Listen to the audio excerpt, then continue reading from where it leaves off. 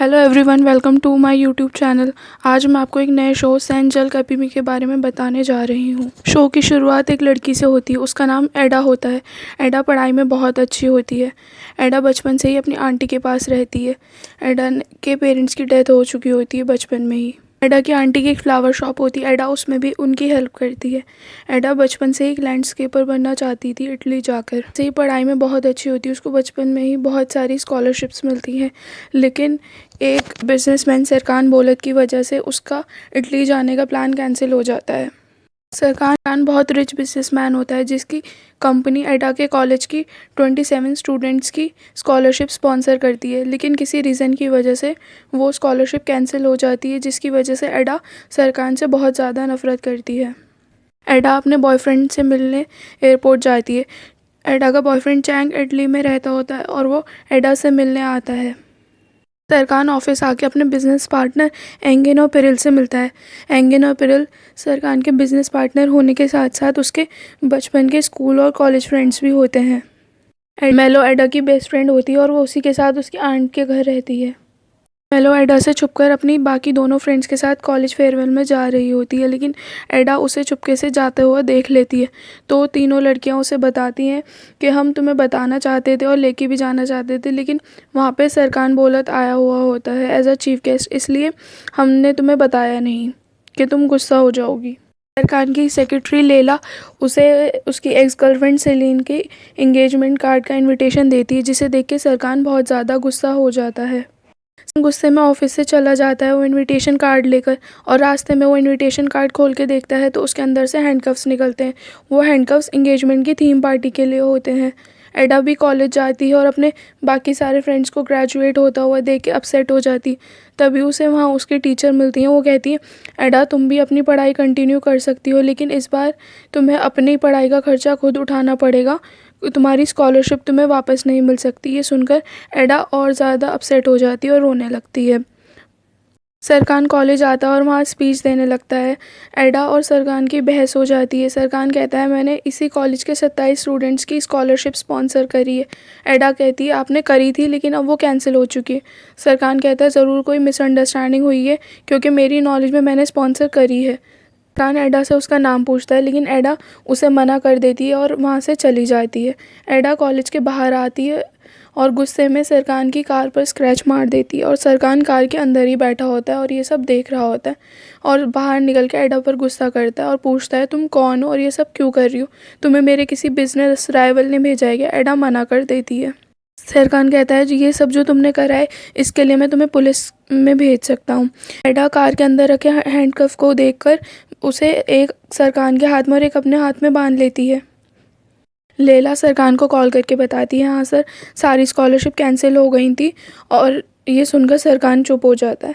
लेला सरकान को बताती है, सर आज आपकी होटल में मीटिंग भी है। सरकान एडा को लेकर मीटिंग अटेंड करने जाता है और वहाँ रास्ते में एंगन को कॉल करके किसी चाबी वाले को लेकर आने के लिए बोलता है। सरकान और एडा मीटिंग अटेंड करते हैं। एडा की फ्रेंड्स भी एडा को ट्रैक करके उसी होटल पहुँच जाती हैं। वहाँ एंगन भी चाबी बनाने वाले को लेकर आता है, चाबी बनाने वाला हथकड़ियाँ देखकर मना कर देता है और कहता है ये पुलिस केस है। तभी एडा की फ्रेंड फीफी हेयर पिन से उनकी हैंडकफ्स खोलती है। हैंडकफ्स खुलने के बाद एडा सरकान से कहती है, मैं दुआ करूँगी आज के बाद मुझे तुम्हें कभी देखना ना पड़े, आज के बाद हम कभी मिलें। सरकान कहता है, सेम टू यू मैडम। दोनों वहाँ से चले जाते हैं। बाद में एडा को याद आता है कि उसने अपना फ़ोन और पर्स सरकान की कार में ही छोड़ दिया है, जिसे लेने वो सरकान के ऑफिस जाती है। सरकान वहाँ अपने ऑफिस स्टाफ से पूछ रहा होता है कि मेरी बिना परमिशन के स्कॉलरशिप किसने कैंसिल करी। तभी उसका ऑफिस स्टाफ उसको बताता है कि सर आपने बोला था कि सारे फालतू के खर्चे रोक दो, इसलिए हमने स्कॉलरशिप्स होल्ड पर कर दी थी। ये सुनकर सरकान चुप हो जाता है। एडा सरकान के कैबिन आती है और उससे अपना बैग और फ़ोन लेती। सरकान एडा को बताता है कि मुझे अभी पता चला कि मेरे किसी वर्कर ने तुम्हारी स्कॉलरशिप्स कैंसिल करी थी, इसमें मेरी कोई गलती नहीं है। एडा पूछती है, तो तुमने क्या करा, उसे जॉब से निकाला या नहीं, जिसकी वजह से मेरी लाइफ बर्बाद हो गई। सरकान चुप हो जाता है और कहता है, मैं तुम्हें दोबारा से तुम्हारी स्कॉलरशिप दे सकता हूँ। एडा कहती है, ऐसा करने से सब ठीक हो जाएगा क्या? मेरी लाइफ नॉर्मल हो जाएगी? एडा कहती है, मुझे तुमसे कुछ नहीं चाहिए, और दोनों की लड़ाई हो जाती है और एडा वहाँ से चली जाती है। सेलिन सरकान से मिलने उसके ऑफिस आती है और सरकान से पूछती है कल मेरी इंगेजमेंट है, तुम आओगे ना? सरकान कहता है हाँ मैं ज़रूर आऊँगा। चैंग से मिलने जाती है और चैंग उससे कहता है मुझे तुमसे कुछ ज़रूरी बात करनी है, इसलिए तुम मुझसे परसों मिलना। एडा कहती है ठीक है।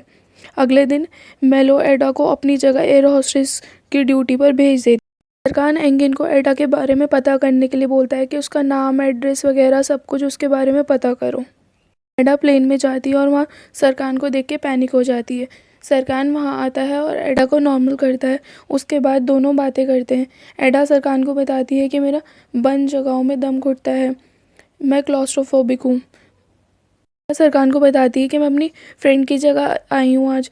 वो एयर हॉस्टेस है लेकिन आज उसको कुछ काम था, इसलिए उसने ज़बरदस्ती मुझे भेज दिया।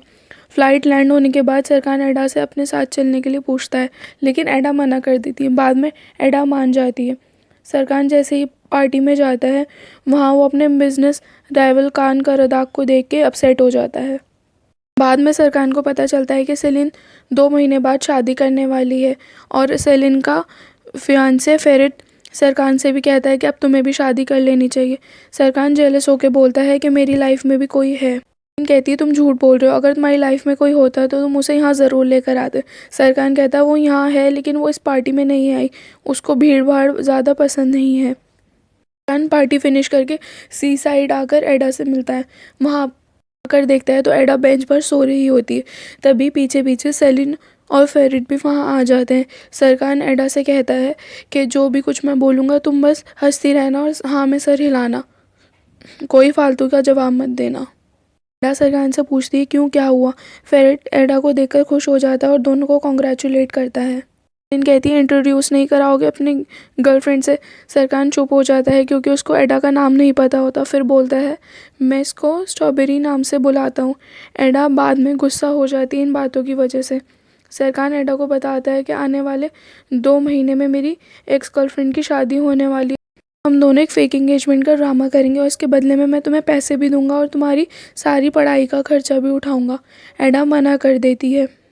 सरकान कहता है तुम्हें कुछ नहीं करना, बस मेरे साथ कुछ इवेंट्स और मीटिंग्स अटेंड करनी पड़ेंगी। ये सुनकर एडा सरकान को थप्पड़ मार देती है। ये मुझे ये सब कुछ नहीं करना, तुमने मुझे समझ क्या रखा है?